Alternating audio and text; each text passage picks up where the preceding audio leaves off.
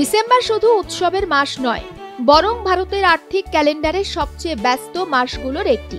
Banking service থেকে pension, আয়কর return থেকে প্যান আধার লিঙ্কিং, এমনকি কর্মচারীদের পেনশন স্কিম পর্যন্ত অসংখ্য গুরুত্বপূর্ণ ডেডলাইন একসঙ্গে শেষ হচ্ছে ডিসেম্বরে। এসবিআই বন্ধ করছে পুরনো সার্ভিস, মিলছে বিলেটেড আইটিআর ফাইল করার শেষ সুযোগ। প্যান আধার লিঙ্ক না করলে প্যান নিষ্ক্রিয় হয়ে যাবে। এমনকি এনপিএস থেকে ইউপিএস এ বদলানোর সময়সীমাও শেষ ডিসেম্বরে। এসবিআই বন্ধ করে দিল M cash service. State Bank of India 30শে নভেম্বরের পর বন্ধ করে দিয়েছে এম ক্যাশ সার্ভিস। এখন আর কেউ এই পরিষেবায় টাকা পাঠাতে বা নিতে পারবেন না। এসবিআই জানিয়ে দিয়েছে ইউপিআই, আইএমপিএস, এনইএফটি, আরটিজিএস এই সিকিউর ডিজিটাল পেমেন্ট মোড ব্যবহার করতে হবে। দেরি হলে কি হবে? আপনার সেভ করা এম ক্যাশ লিংক আর কাজ করবে না, শুধুমাত্র ট্রান্সফার রিজেক্ট হবে। 31 ডিসেম্বর বিলেটেড আইটিআর ফাইলিং এর শেষ দিন। যারা সময় মতো আইটিআর ফাইল করতে পারেননি তাদের জন্য ডিসেম্বরের সবচেয়ে গুরুত্বপূর্ণ ডেডলাইন এটা।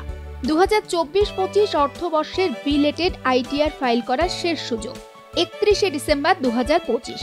এই তারিখের পর আর কোনোভাবেই বিলেটেড রিটার্ন ফাইল করা যাবে না। দেরি হলে রিটার্ন অ্যাকসেপ্ট হবে না, রিফান্ড পাবেন না, পেনাল্টি লাগবে, ভবিষ্যতে লোন নিতে সমস্যা হতে পারে। 31 ডিসেম্বর প্যান আধার লিঙ্কিং এর ডেডলাইন। প্যান কার্ড যদি আধার এনরোলমেন্ট আইডি দিয়ে তৈরি করা হয়ে থাকে এবং 2024-এর 1 অক্টোবরের আগে হয়, তাহলে লিঙ্ক করা বাধ্যতামূলক। শেষ তারিখ 31শে ডিসেম্বর 2025।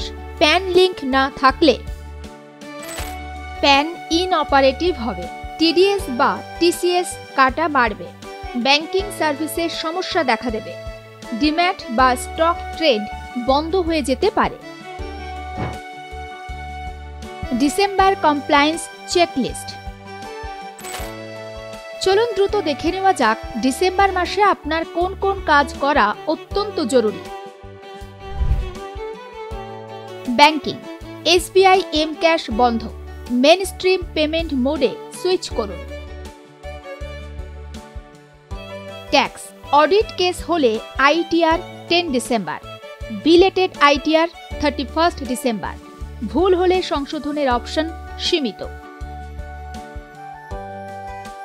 প্যান আধার লিঙ্ক না করলে প্যান অকার্যকর হয়ে যাবে।